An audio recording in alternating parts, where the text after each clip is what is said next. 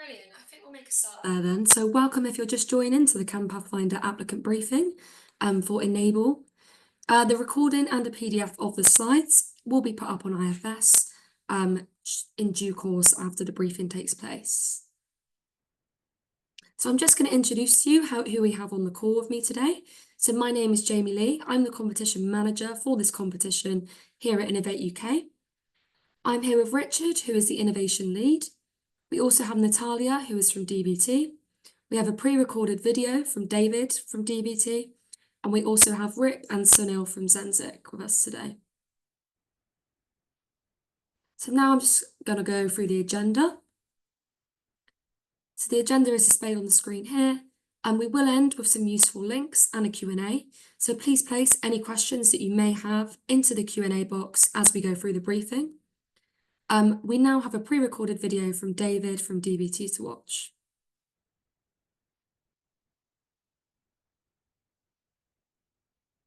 Good morning, afternoon, evening. Thank you for joining us on this competition briefing call. Apologies I can't be with you in person, but hopefully you find the briefing interesting and informative.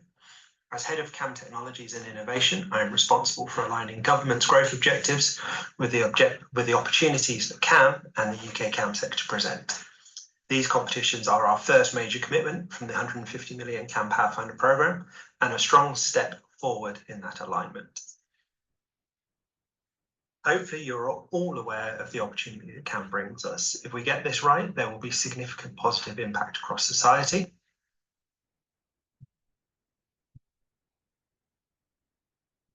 And 66 billion added to the UK economy by 2040. And this opportunity is not just here, it's a global one, and we want the UK CAM sector to be a key player in that global CAM opportunity. CAM Pathfinder is a key part of the UK's modern industrial strategy, part of the UK government's overall plan to support UK industries' growth into the future. Alongside CAM Pathfinder, there are also opportunities to align with Drive 35 and their support towards net zero and investment via the National Wealth Fund. As I highlighted at the start, CAM Pathfinder seeks to unlock economic growth opportunities, anchoring the CAM supply chain here in the UK with globally competitive support to globally competitive products and services, enhancing and supporting investment and export opportunities. We want the UK to be recognised as a global CAM player with a strong CAM supply chain, a regulatory environment that enables safe and secure CAM deployments that have a measurable positive impact on people's journeys and the movement of goods across the nation. I mentioned regulation on the previous slide, but I want to highlight that the UK government, through DfT and its agencies, is making significant strides in the changes to the regulation and legislation that will ensure that self-driving services can operate legally across the UK. The AV Act of 2024 sets out the 4 clear pillars for this, and with the advancement of the Automated Passenger Services SI, we'll have an opportunity to deploy bus-like and taxi-like services without a safety driver during 2026. Thank you so much for your time today. My email is on the screen if you have any questions for me, but I know the team from Zenzic and Innovate UK will answer most, if not all of them, over their presentations. Thanks again for your time, and I look forward to engaging with you over the next few weeks and months. Good morning, afternoon. So I believe I'll now hand over to Rick. Yeah, good morning, everyone. Thanks for your time this morning. If you can move to the next slide, please. So CAM Pathfinder, the programme is investing £150 million to support the development and commercial rollout of CAM solutions. David's already talked about the benefits, but we're looking to boost innovation, jobs, economic growth across the UK. The programme really lays the foundations for early commercial market positions in the UK and to secure the first mover advantage in Europe for the deployment of CAM products and services. The programme will support the UK CAM sector to accelerate its technological capabilities and demonstrate CAM operations as being commercially viable. This programme will focus on targeted high-value market segments in the UK and the early commercialisation of these technologies, whilst also ensuring these are safe and secure for all. Next slide, please. So a bit about Zenzic. So Zenzic as an organisation was first established in response to calls from the industry setting out a long-term ambition for the UK to lead in the CAM sector. Our role at Zenzic is to maximise the impact that organisations such as yourselves in the UK can have in this space, coordinating efforts and championing the collaborations. Over the last 8 years or so, the UK has delivered a remarkable number of CAM projects, showcasing the strength and depth of what we have to offer on a global stage. At Zenzic, we are focused on shaping the future of transport and mobility, utilising industry, government, and our amazing UK academia to position ourselves as a global leader in connected and automated mobility. We are working hard to make the UK a top destination for high-value CAM investment, as well as recognising where its strengths lie, making it a key exporter in the global supply chain. We try to achieve this through our 3 core pillars: insights, innovation, and collaboration, as you can see them on the screen there. Collaboration is quite straightforward. We really try to provide a platform that connects organisations together who are at the forefront of CAM in the UK and further afield to promote the work both domestically and internationally. By building these connections, we help to drive investment into the sector and keep the UK at the global forefront of the mobility innovations. Our insights work and the insights pillar is all about understanding the future of CAM, what it means, where the opportunities lie, and how we can create a forward-looking vision for the sector. Great examples of the work produced are things like the UK CAM Roadmap to 2035 and the UK CAM Supply Chain Report, of which many of you will have contributed. And these really outline the framework for CAM supply chain and identify the UK's unique strengths, highlighting, most importantly, where our high-value opportunities lie. This work laid the foundations for how we both inform industry and government policy and strategies, and for example, it helps to lay the foundation for the CAM Pathfinder competitions. Our innovation pillar is really about providing support through funded R&D programs, such as the ones that we're talking about today, and supporting technology developers to advance their businesses, service and technology towards becoming market ready. You can go to the next slide, please. This chart tries to underpin how Zenzic operates in the ecosystem because nothing happens on its own. We're part of a much wider group of the partners on the call today. So at Zenzic, we underpin our work as partly from the Automotive Council, and we provide services such as business development, and you'll hear from Sunil shortly, supporting the running of the competitions with Innovate UK and DBT, help to support the projects alongside Innovate UK to be as successful as possible, maximising the opportunity that you have with the grant that you receive, and our stakeholder engagement. And this is really about amplifying the work that you do, both domestically and internationally, to make the most impact from the grant and from the work and the amazing innovations that are created. Next slide, please. So today we're talking about Enable. This just shows you where it fits in a timeline, I suppose, or a maturity line of the programs. It's part of the suite of Pathfinder opportunities, including mobilise, demonstrate, and feasibility studies. And on the next slide, it shows how, if we can go to that, please, how it fits in terms of technology and service maturity. Really importantly, Enable is about developing service maturity and less about technology development. Mobilise and demonstrate offer great opportunities to develop your technology, and Enable is sitting at that top right corner, really to try and help to deploy or to utilise technology to determine service maturity. You can go to the next slide, please. So really, in a really simplistic top level view, Enable is about representative trial projects, and these are intended to be designed to mature service and operational models ahead of complete technology readiness. So this supports the operational end of the supply chain, as I say, less about technology development and more about the operational development.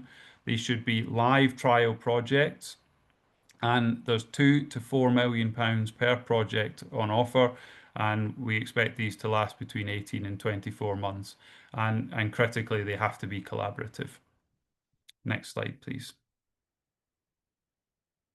So the aims are, as I say, to fund collaborative trials that are led by service operators or entities who benefit directly from the end use of CAM in live settings.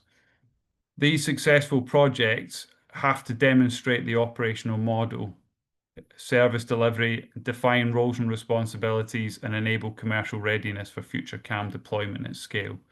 So really establishing the different parts of different entities, and think AV Act here in terms of the types of things that we are trying to support you to understand and work through in order to de-risk and to establish a future deployment opportunity. The end result should be business cases, operational models, which really should be ready to go once the technology maturity is at the right level. It should leave service operators ready to step into larger scale deployments through those well-defined business cases. And as I said earlier, it should really identify and confirm all the key roles and responsibilities on how you will operate a service commercially. Next slide, please. A few hints and tips. Don't be a statistic. You'll hear later, there's lots of statistics on people who submit very, very late against the deadline. The chance of problems occurring at those points is high. The chance of getting caught up by some eligibility criteria can also sometimes be high. So our request and our job here at Zenzic is to work with you, to support you through the process of applying for this funding. So engage with us early, make sure you read all the criteria and listen very carefully to my fellow speakers. A few points just to note that are on the screen here. The service doesn't have to be SAE level 4 to complete the trial, but you need to be able to explain why the whole service is suitably mature to meet the eligibility criteria. It does have to be led by a business, transport or local authority in the role of the operator or the end user of the technology, the beneficiary of it. It can include adoption of technology for the service or to enable the trial. And it can also include the depreciation or lease of assets, but it is not, as I said earlier, about core technology development. The technology developers are encouraged to engage, to build the relationships with the operators and to understand requirements of that technology for future deployment. Thank you. Thank you very much for that, Rick. Before we begin, I'm just going to go through some key dates to bear in mind for this competition. So the competition opened on the 20th of October and it will close on the 17th of December at 11 AM. It is important to note this deadline because IFS will automatically close at this time. Applications can no longer be submitted after 11 AM. So the interview panel will run between the 16th of February and the 20th of February. The DBT value for money decision will also start on the 28th of January and end by the 30th of January. And lastly, applicants will be informed as to whether or not they've been successful on the 1st of April 2026. If you're successful, you will move into project setup, meaning you should start your project by the 1st of June 2026, and you should end by the 31st of May 2028. So I'm now going to hand over to Richard, who will run through the scope. Good morning, everyone. Thank you, Jamie Lee, and thank you to Rick as well. So just take a quick canter through a summary of the competition and the scope of the competition. Some of this will overlap with what Rick has already presented. What you see on the slides reflects the wording which is actually in the scope of the competition. So I'll not go through all of it. I'll go through the salient parts, but you're free to read these at your leisure on the PDF later on.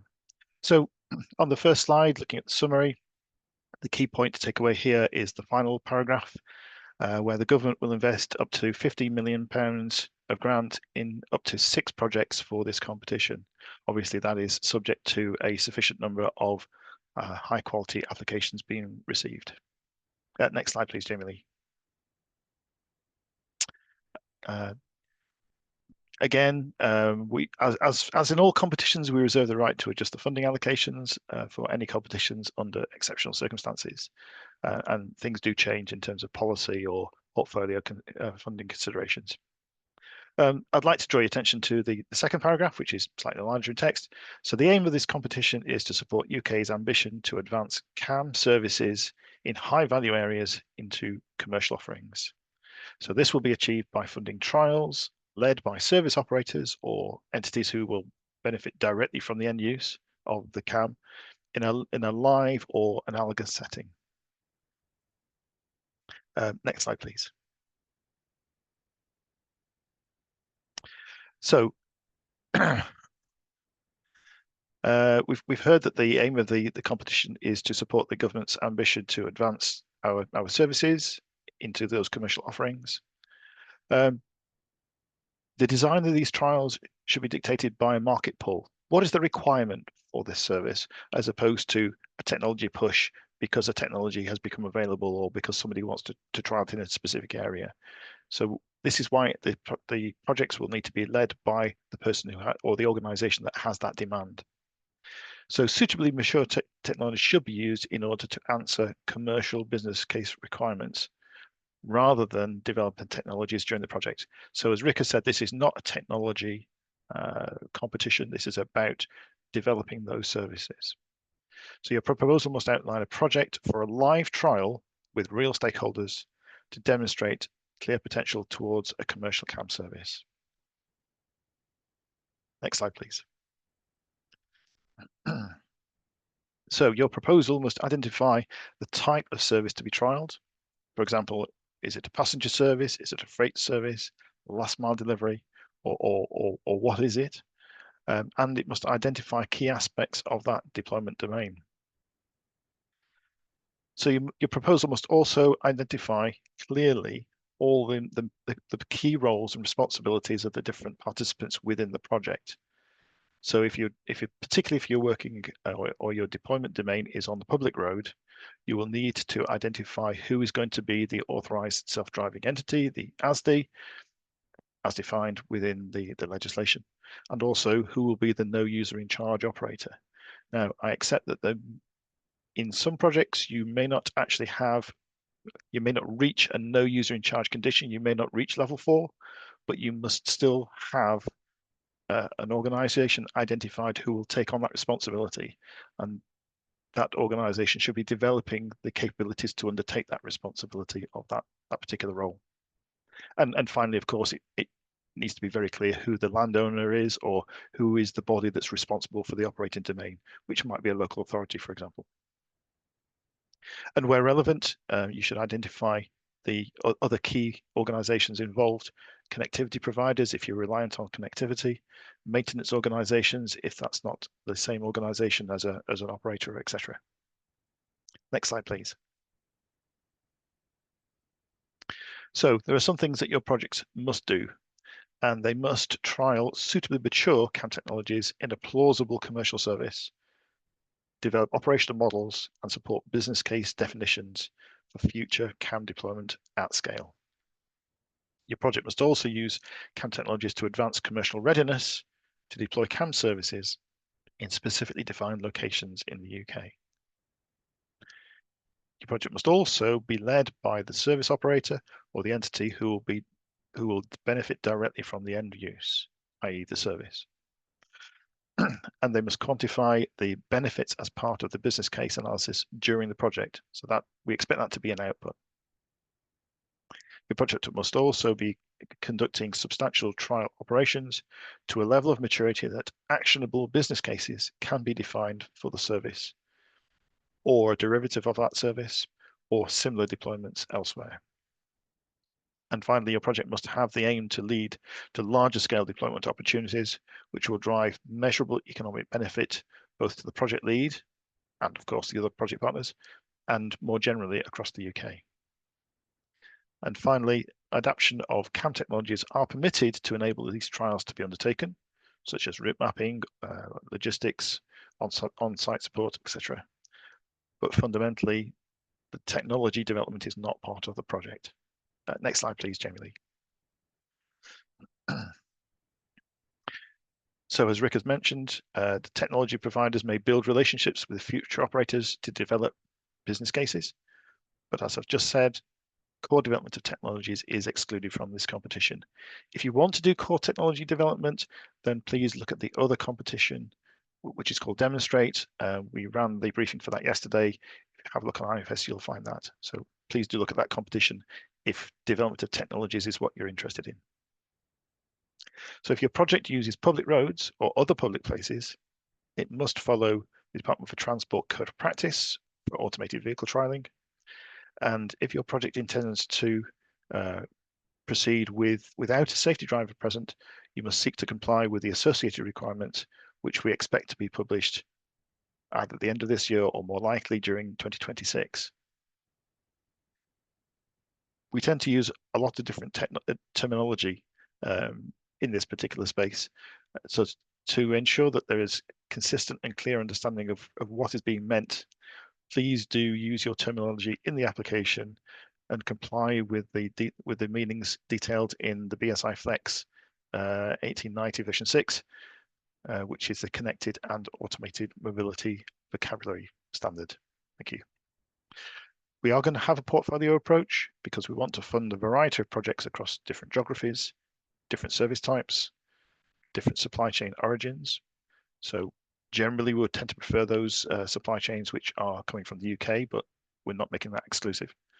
Different vehicle types and different deployment domains, for example, on public roads or in private spaces. And please do note that if you're applying with different projects across both the Enable and Demonstrate competitions, we will take into account your capacity to be able to deliver more than one project, and that will be considered as being part of the portfolio approach. Next slide, please.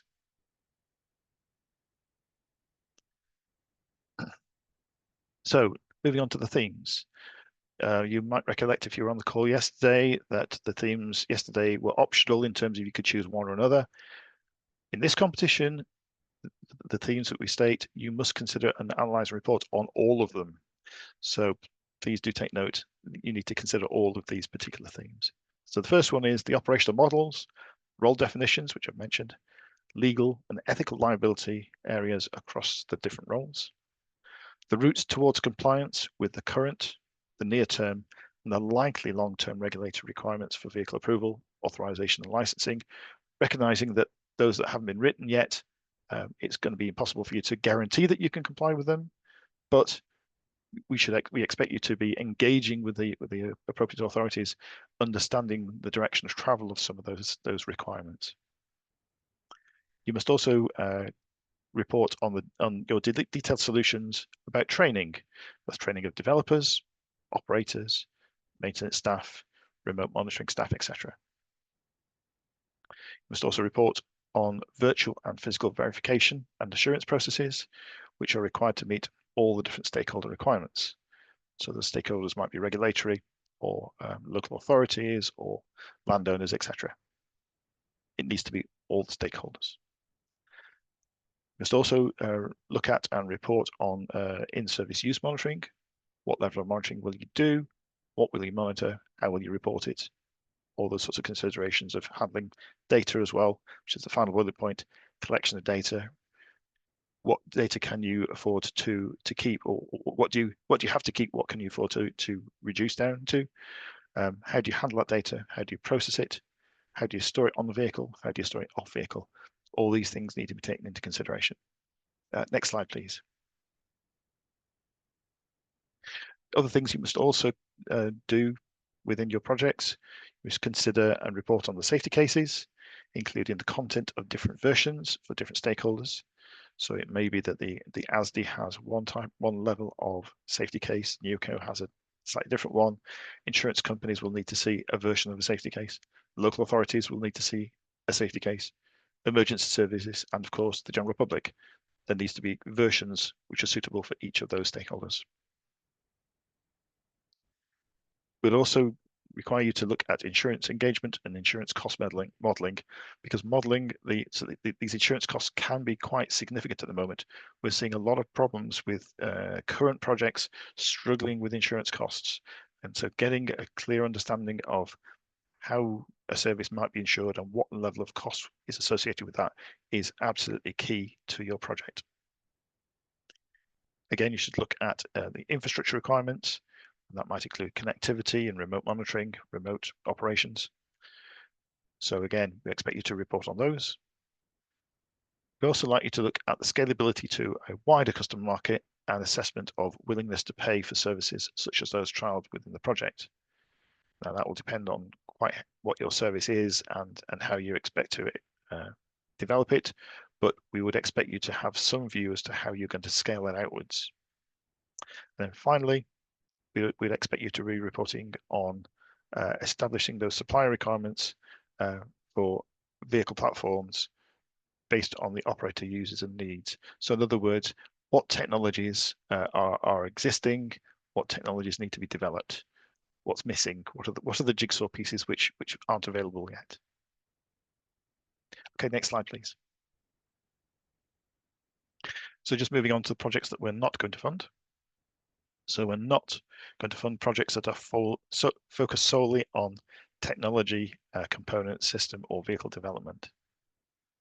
We're also not funding projects that are targeting a commercial service using ADAS or DCAS, or on levels of automation level 3 or lower, as defined by the Society of Automotive Engineers Standard J3016. And just to clarify, as Rick has said, we're not necessarily expecting you to have a fully operational, fully certified level 4 service. We expect you to be aiming for that. The intention is to aim for that. We recognize that there are some technological hurdles which may not be solved within the timescales of your project, but you need to understand what they are, you need to explain what they are, and you need to have a credible route towards a level 4 service. So we're not going to fund projects which are early stage research into automated driving systems, or which are using microgoods vehicles, indoor or pavement-based robots or vehicles. We're not funding projects which are looking at the development of drone technologies in public spaces, and that includes any aircraft or waterborne craft. We're not including projects which are relative to rail vehicles or which are military in nature. I think that's the end of my slides now, Jamie Lee. Thank you. Thank you, Richard. Yep, so we're going to move on to the eligibility section now. So to begin with, your project must, for Enable, have a grant funding request of between £2 million and £4 million. It must last between 18 and 24 months. It must start by the 1st of June 2026, and it must end by the 31st of May 2028. So to lead a project and to lead a collaborative project, your organisation must be one of the following. So it must be a UK registered business of any size, a local authority, a transport authority. The lead organisation must be the service operator or entity which will directly benefit from the intended end use of the CAM service. More information on the different types of organisations can be found in our funding rules on the link on the screen. And academic institutions cannot lead or work alone. So for this competition, your project must be collaborative. In a collaborative project, there must be at least 2 grant claiming partners and evidence of an effective collaboration. This means that one partner must not account for more than 70% of the eligible costs, and you must include rationale for the collaboration and describe the structure in the application. So to collaborate with the lead, your organisation must be one of the following UK registered types. So business of any size, academic institution, charity, not-for-profit, public sector organisation, or research and technology organisation.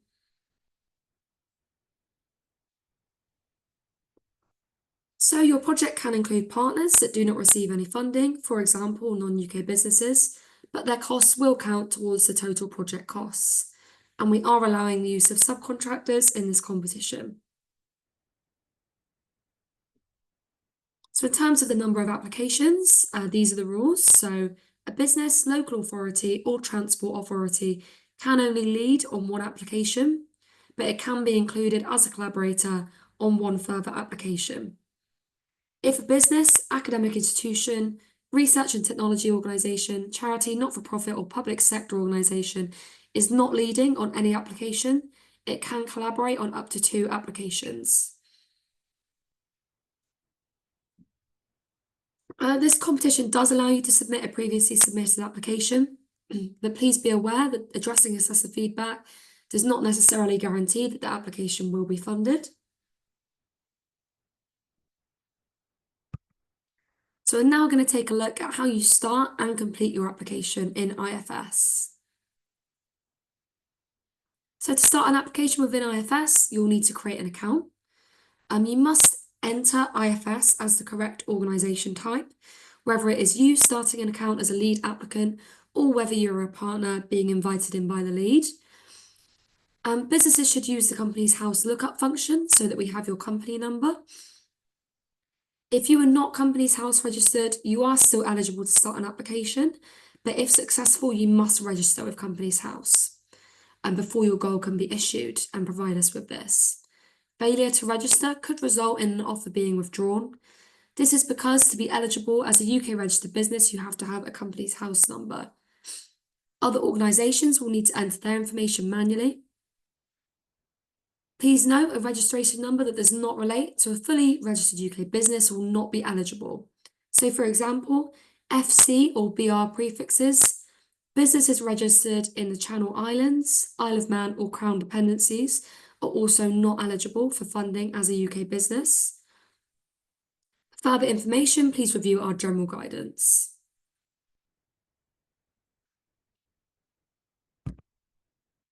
So then you'll come to the main application questions. Please take a note of all the guidance given within each question, whether or not you can upload an appendix in support of your answer and how many pages this should be. And these are questions 17 to 24. And for question 24, you are required to upload the economic monitoring form as a template. All of this guidance is in detail on IFS. So subject to certain criteria, UK applicants are legally required to tell the government about acquisitions of certain entities in 17 sensitive areas of the economy. More information can be found via the link on the slide. 17 areas are as described on the slide. If you are uncertain as to whether an acquisition is notifiable, you may contact the government on the email address on the screen. In response to this need, we have now included 2 new unschooled questions into the application form.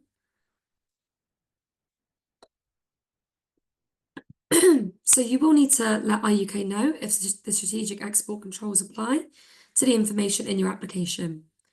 If you do need a license to export information outside the UK, then you should also be mindful of what you share with international partners or subcontractors.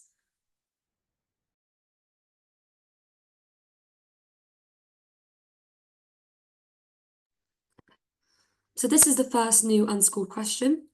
You are asked whether your work involves any international collaboration or engagement. If the answer is yes, you must provide details for any expected international collaboration or engagement. You must include a list of the names and the countries that any international project participants are based in, which must also include any subcontractors or service providers. If your proposed work does not involve any international collaboration or engagement, you must confirm this. And the second question here, shown on the slide, asks you to explain if your proposed project work relates to the UKRI's trusted research and innovation principles as per the bullets on the slide. We may ask you to provide additional TR&I information at a later date in line with UKRI TR&I principles and funding terms and conditions. So I'm now going to hand over to Sunil, who will talk through the questions in more detail.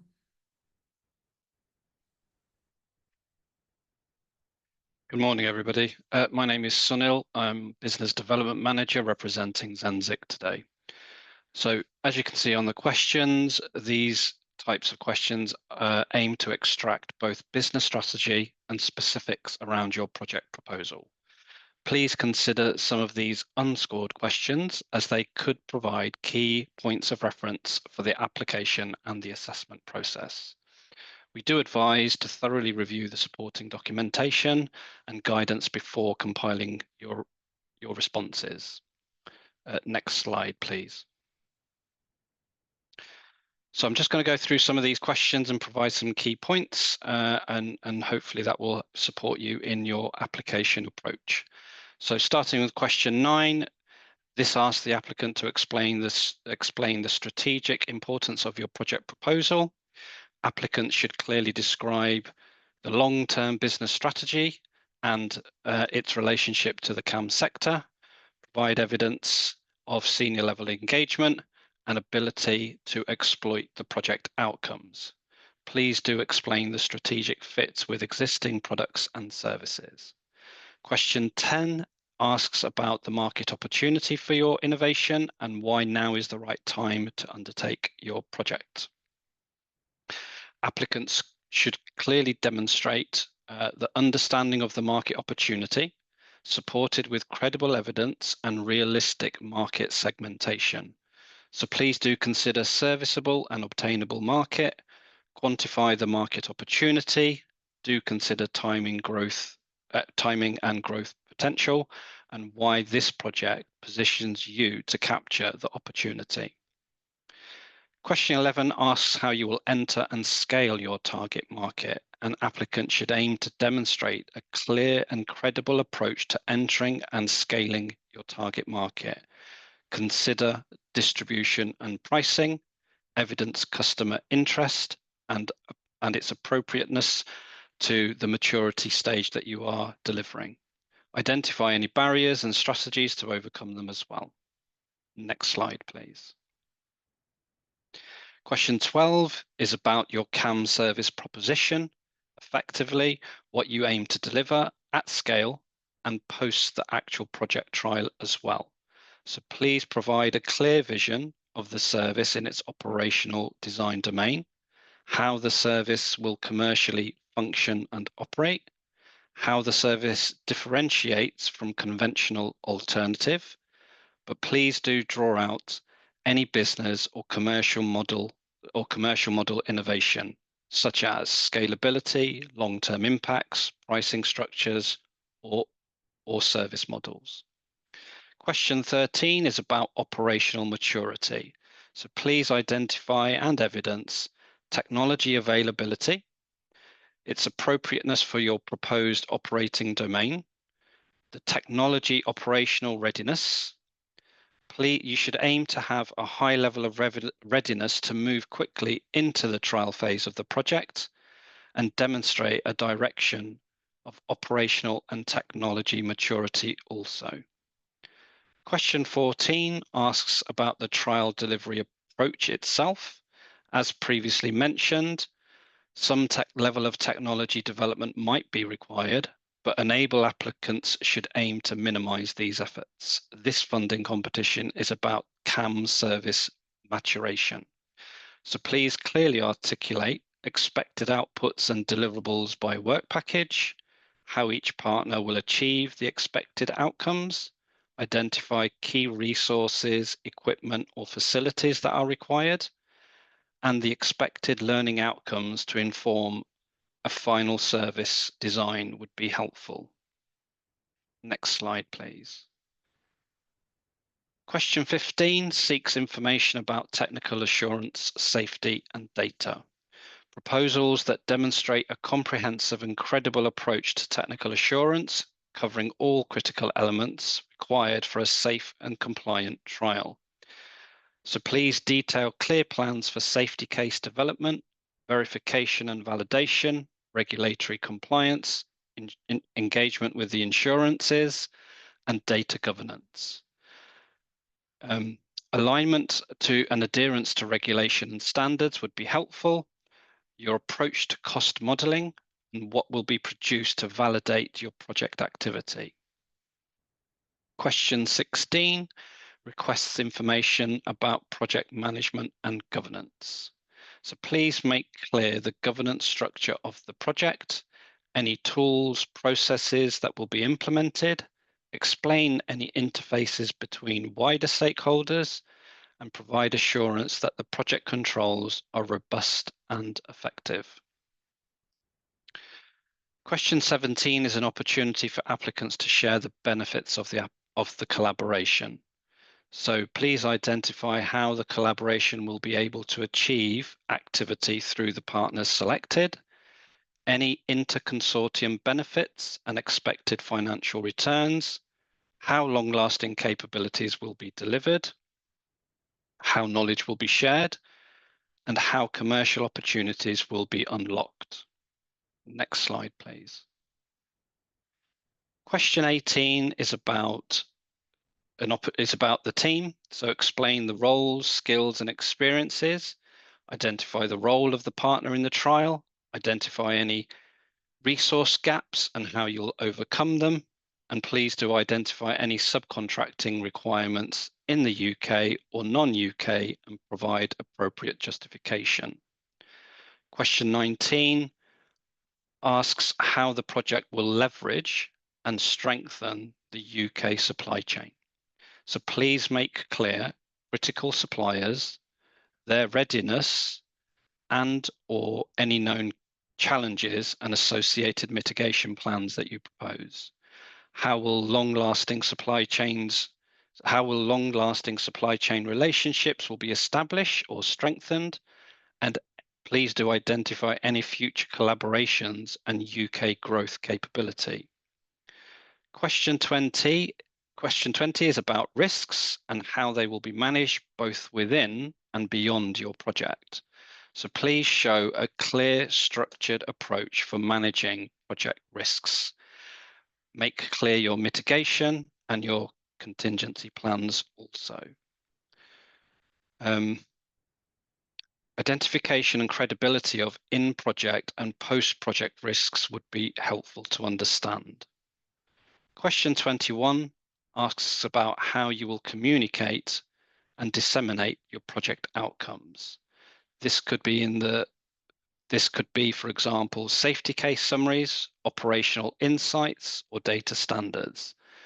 Ensure your outcomes are clear in your proposed dissemination plan.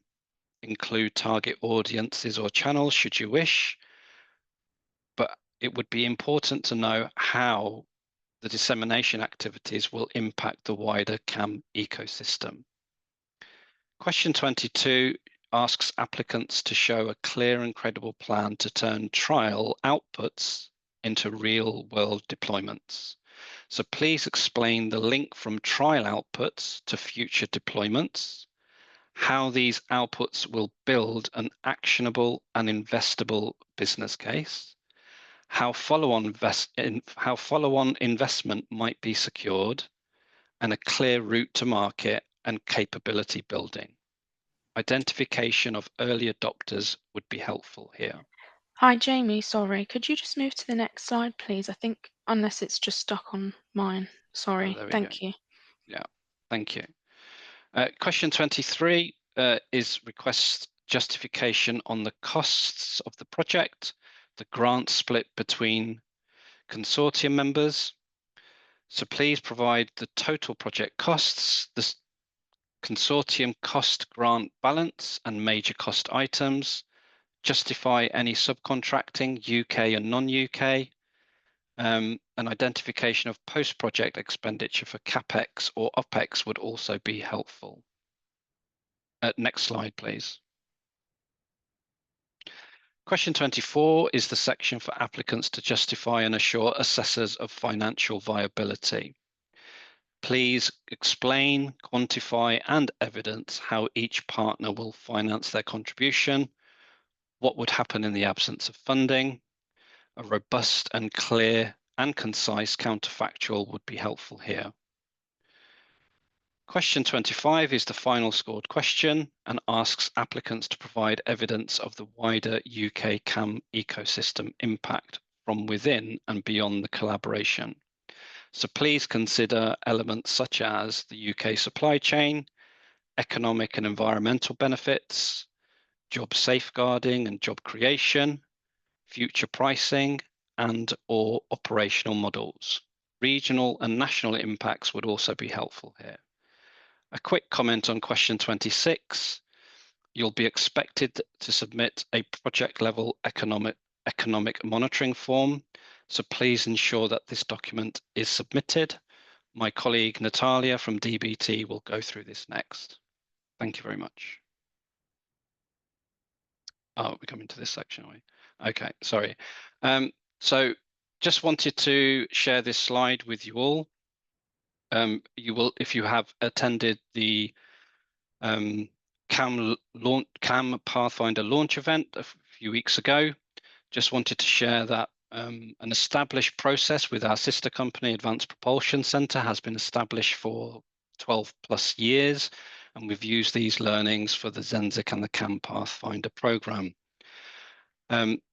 We're offering guidance and support to applicants to structure their responses and their application according to the competition scope. So if you have an idea of your project and what you would like to do and potentially identify your partners, we can provide guidance accordingly. This is not to say that you're not capable, but there have been some very high attrition rates in the past, even on the basics such as eligibility and minimum grant request, and we would very much like to avoid this. So really we're offering to act as a citizens advice bureau type service where we will provide feedback on your proposed idea, your structure of your application, and our aim really is to extract the value proposition, project outcomes, project level KPIs, framing of the supporting evidence for appendices, etc., and really to extract the UK value add and UK benefits, which are long lasting. To be clear, we will not write the application for you, but we will provide advice and guidance on your proposal. Innovate UK can also support matchmaking activities where I'm having conversations or the business development team are having these conversations. We may be able to make some recommendations on behalf of your technology and service where we are approached and where information is being sought in that regard.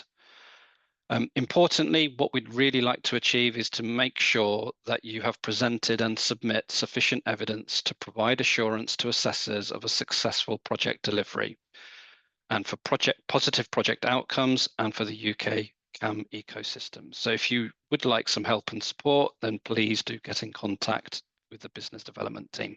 Thank you and good luck with your application.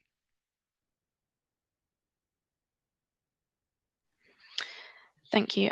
Good morning, everyone. I'm Natalia. I'm from the Department for Business and Trade, and I, alongside other colleagues, are responsible for value for money assessments on a range of grant programs, including CAM Pathfinder Enable.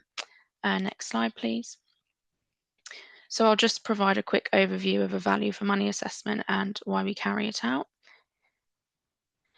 So government spending, of course, must be good value for UK taxpayers, and the Treasury requires that public funding for projects such as Enable undergo a value for money assessment and meet a minimum threshold to be successful. So we economists at DBT determine a project's value for money based on its benefit cost ratio. Next slide, please. So the benefit cost ratio is calculated by firstly calculating the expected benefit to the UK economy relative to the cost to the exchequer. So the benefit to the UK economy is derived from the jobs and R&D, or in this context, knowledge spillovers. And we use data from your written application, supporting evidence uploaded alongside this, and of course the economic monitoring form. These benefits, so jobs and knowledge spillovers, are adjusted for risk and additionality. Again, we use evidence from your written application and the value for money discussion, which we will have for each project that is submitted. And of course, the cost to the exchequer is the grant funding requested. And as you can imagine, for a set level of benefits, the lower the ask of the grant, the higher the benefit cost ratio. and subsequently the higher your application will score. Next slide, please. So I'll just quickly run through what information and evidence we need to assess your project's value for money. So first we have the written application, which really helpfully has just been explained quite thoroughly.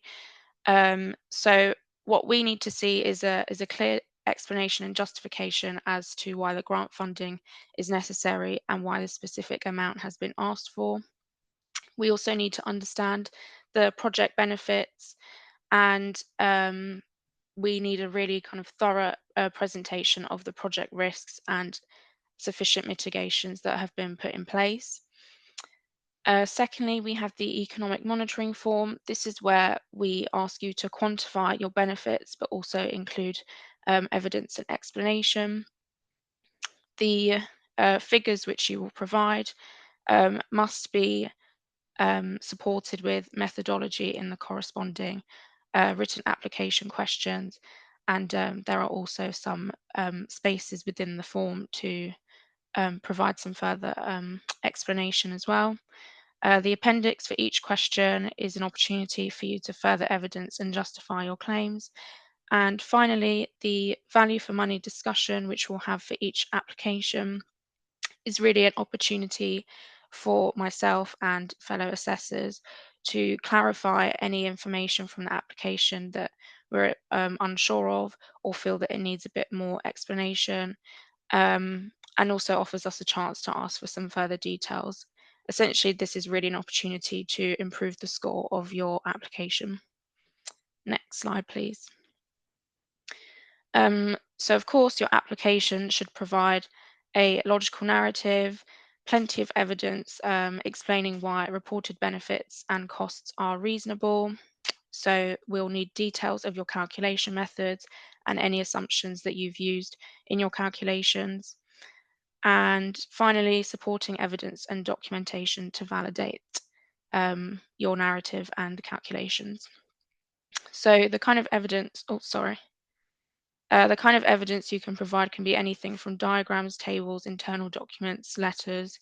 As long as this is really clear and easy to follow, then that puts your application in a good spot, and also makes the value for money discussion a little bit easier on both parts. Next slide, please. So in terms of the kind of wider impact of the project, your knowledge spillovers, these are sort of standard things we look for across kind of general grant programs that we fund. But in the case of this kind of competition specifically, we're looking really to see how knowledge will be shared among the partners, as this is a collaborative project. We're really keen to see kind of a clear dissemination plan of the project findings, exactly what those project findings are that can be shared outside the consortium, and who the kind of target audiences are that will benefit. And there's also potential for you to speak about how the project will lead to the development of new skills and capabilities within the consortium. And finally, in terms of the kind of technology, we're really keen to understand how the project will unlock further technical opportunities beyond the project phase. So those are kind of things that you can touch on within the written application. And then within the economic monitoring form, we ask for spending profiles to be provided in the for both the project phase, and also we ask that any kind of post-project expenditure that you anticipate to take place as a direct result of the project, we ask that that be provided as well. And we ask that these kind of spending profiles are explained in terms of their kind of calculation methods. The second kind of mainstream of benefits is the employment side.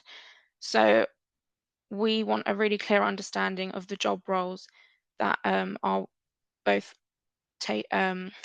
existing within the project phase and beyond. In the circumstance that this project safeguards roles, we want to get a really clear understanding of why these jobs are safeguarded as a direct outcome of the grant being provided, and why these jobs would otherwise be lost. And within the economic monitoring form, this is where we'll ask you to provide the number of jobs that the project creates or safeguards. And we ask that you only include sort of manufacturing jobs or research and development roles. And again, there's space for you to further explain and justify these figures and how they were calculated. Next slide, please. So additionality is a really core part of our assessment. We need to understand exactly why grant funding is essential for the project to take place. So yeah, why as well the particular amount has been asked for. The better the evidence, the higher this kind of aspect will score. So if the reason why the grant is required is because you are unable to raise sufficient funds from other sources, we need to see kind of proof of that and proof of attempts to raise private funds from private sources. If it doesn't meet the internal rate of return due to its high risky nature, for example, we need to see analysis to kind of verify this. Those are some examples. And yeah, as has already been said, we need a really clear kind of counterfactual presented within your application. We need to understand what will happen in the absence of grant funding. For example, will the project go ahead within a different timescale? What will this mean in terms of market opportunity? And another example could be, will this project be undertaken overseas? So this additionality score directly impacts the benefit cost ratio. Next slide. Thank you. Yeah, we also need to understand project risks. I won't speak too much on this. I think it's already been kind of outlined pretty clearly, but we need to understand that you've considered the different types of risks, so technological, commercial, etc., and have put in place sensible mitigation strategies. And the better the evidence of risk and risk management, the better your risk score, which again directly impacts your benefit cost ratio. Next slide. Thank you. Yeah, I'll just touch briefly on filling in the economic monitoring form. So you will see when you are filling out your application that you will need to download the economic monitoring form template. Once you've filled this in, it's pretty straightforward. There's plenty of explanation in this form.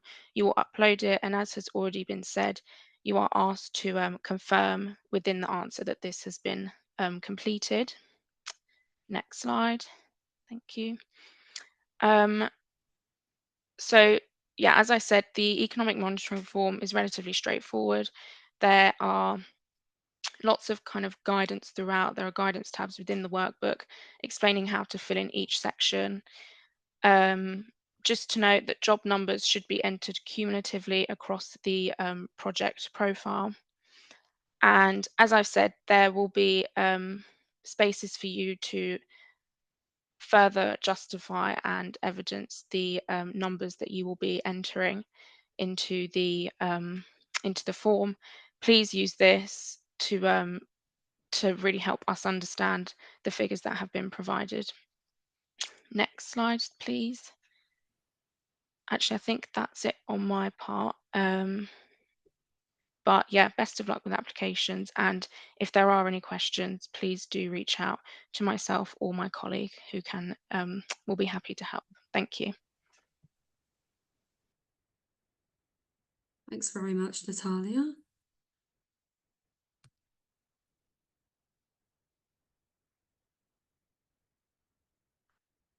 So we're now going to move on to the project cost categories. These are the categories you'll be asked to split out your project costs into in the finance section of the application. Application finance's video, which is linked on the screen, will provide further instructions on how to complete each of these sections. So please feel free to go through this in your own time. In your project finances, there are 4 categories, and each organisation within an application must complete their own finance information. and the 4 categories are on displayed on the screen here. So as the lead applicant, you must check your finances are complete and correct. Your total costs and funding requests must be in accordance with the competition's eligibility criteria. Be careful to note the difference between the costs of your project and the amount of grant you're requesting. And for collaborative applications, IFS will highlight to the lead applicant any partners who have outstanding project finances to complete. All finances must be included in the application and before the lead applicant could submit. I'm just going to turn my camera off in case it's lagging. So before you can submit your application, all organisations within an application must agree to submit the terms and conditions. IFS will not let you submit if this is outstanding. And we do want to stress to you how important it is for you to submit your application as early as possible. Customer support can help resolve any issues you might have when submitting, but they must be contacted well in advance of the deadline. And the lead carries the responsibility of ensuring that all partners in the application, if applicable, have completed their assigned sections and accepted their T's and C's. So just to talk about AI quickly, Innovate UK does not endorse or oppose the use of AI technology, but we are seeing an increase in this in applications. It is necessary that you do your own research as to whether this is the right tool for you and consider the pros and cons of using this technology. If you do use it, Innovate UK does not accept any responsibility for any impact on your idea. Whilst AI offers many benefits, it is important that you are aware you are potentially sharing your idea with the world. I'm now going to mention some funding rules and how your grant would be awarded if you are successful. As I touched on before, you are unable to claim funding if you qualify as any of the bullet points on the screen.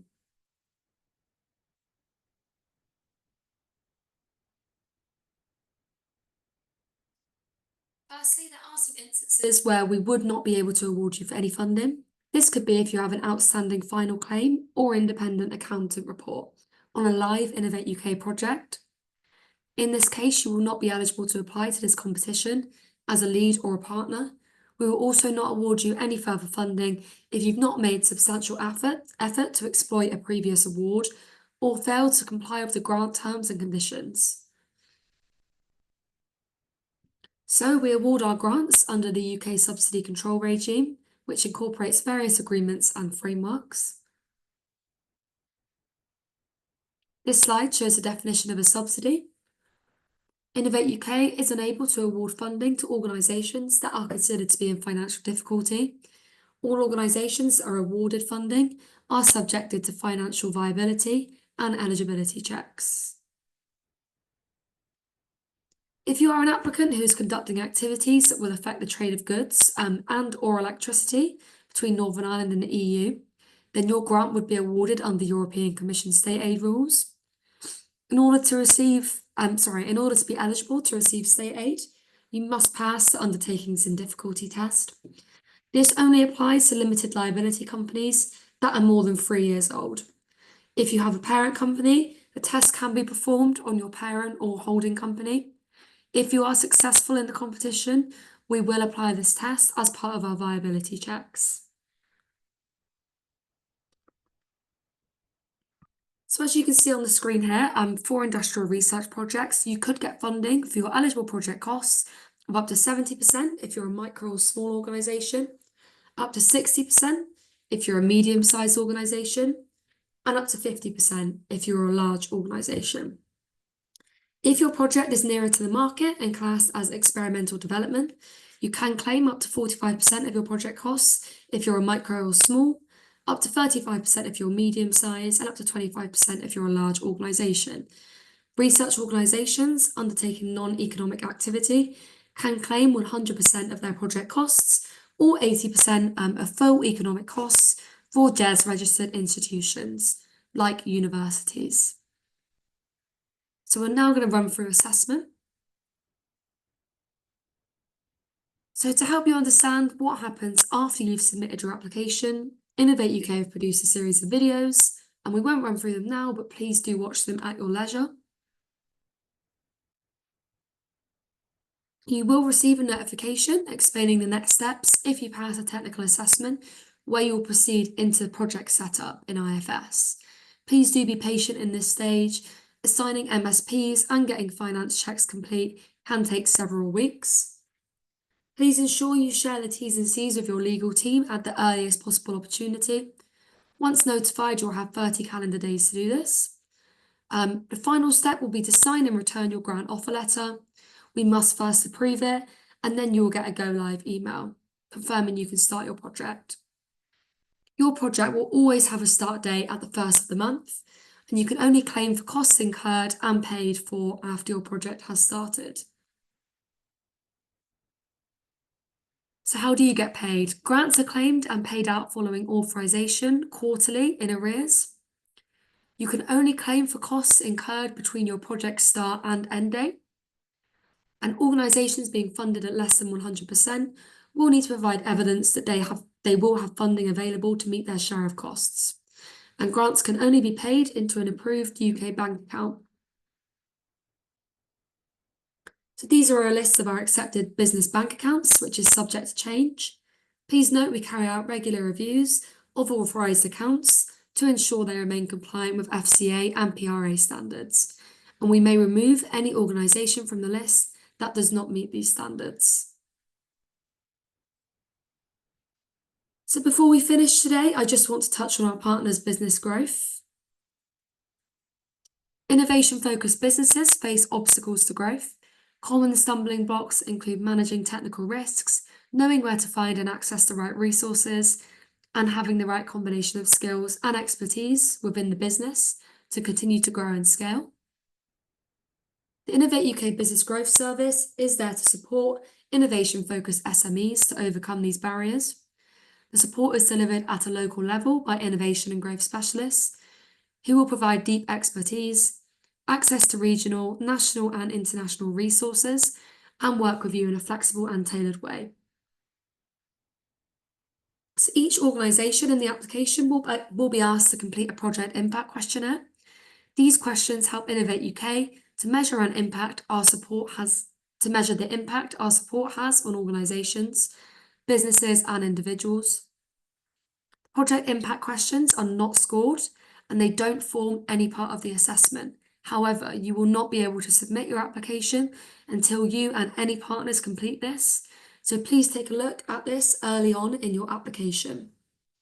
More information regarding project impact can be found on our website by following the links provided in this slide.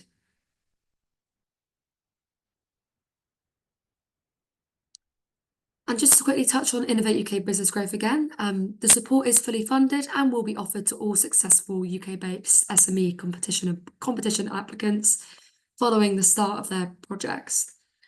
It's also available to unsuccessful applicants, and you can find out more about the service and how to access it via the inquiry line or the website. Here we have some useful links to help and provide support to you during the application process and beyond. We highly recommend that you read our general guidance and check out Business Connect's Good Application Guide. If you do need some help pulling together your collaboration agreement, please check out the Lambert Toolkit. We cannot advise you on how to put this together otherwise. So that brings us to the Q&A part of the seminar. We'll answer any questions in the Q&A box now, and please feel free to type in any questions, further questions that you have, and we'll try to answer them now. While we go through the Q&A, I'm just going to leave this slide displayed on the screen for you to note down important contact details. Just going to open the Q&A box.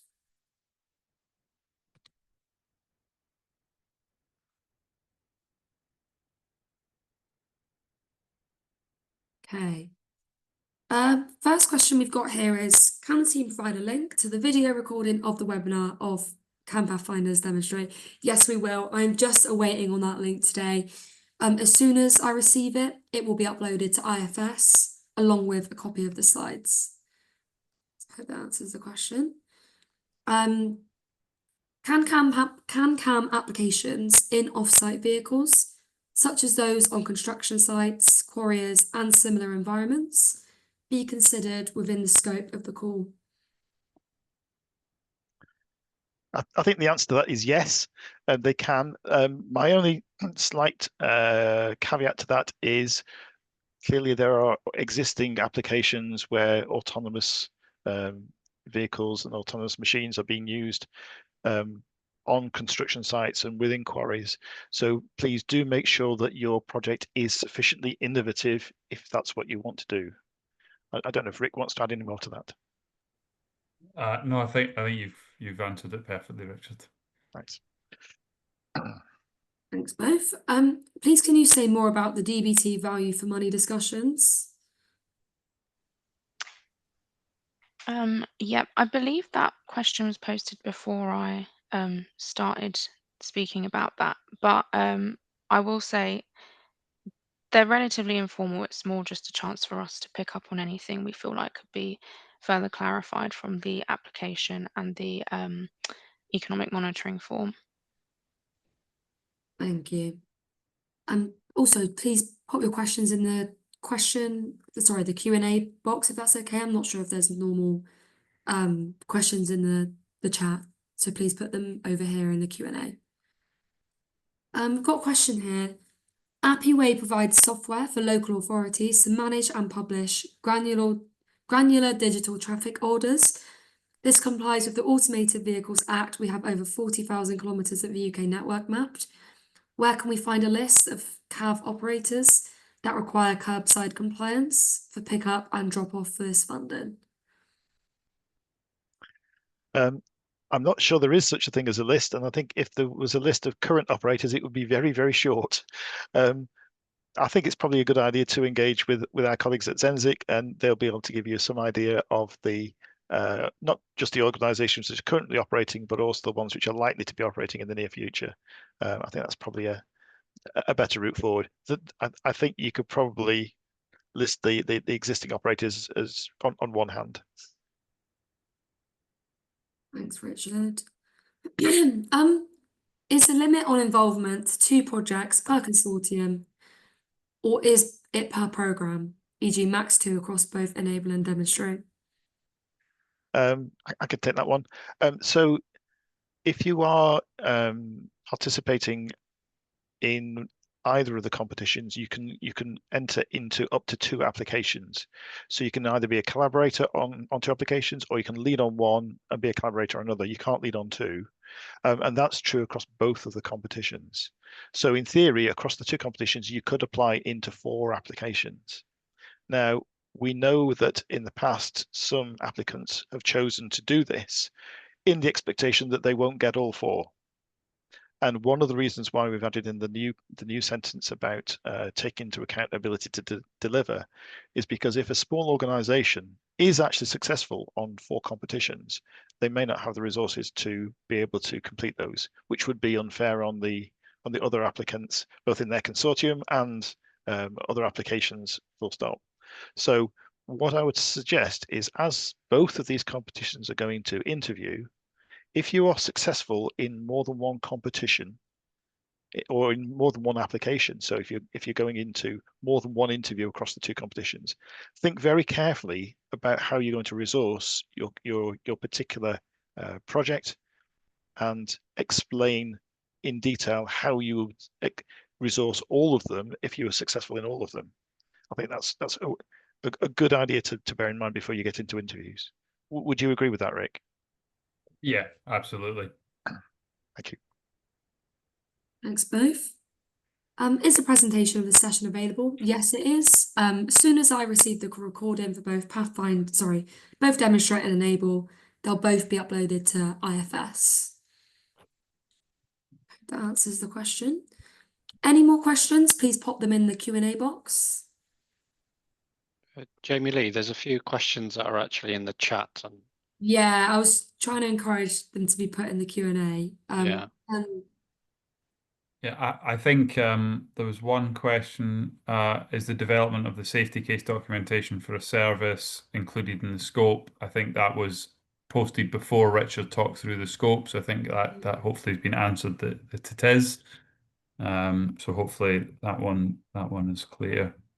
There was one it's probably been discussed, but will the value for money discussions be of individual project applications?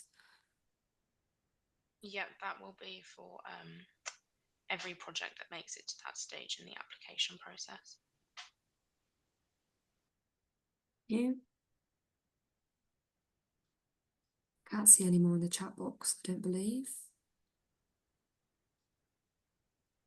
Just give it another minute. If you have any further questions, please feel free to ask.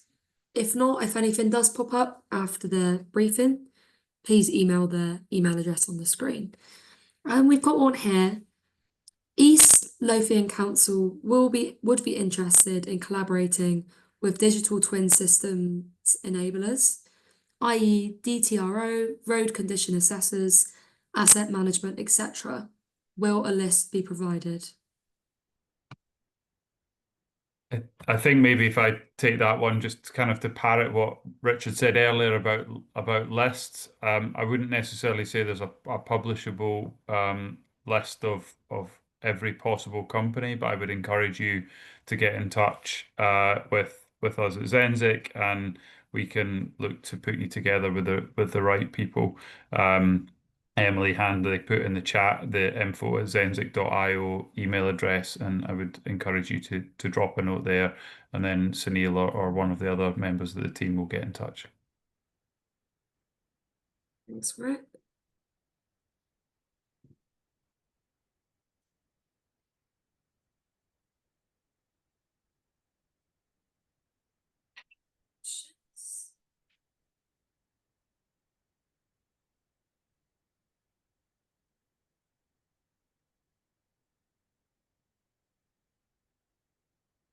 There's no further questions then. Yeah, just want to remind you that the recording of this briefing and the slides will be put up on IFS as soon as we can.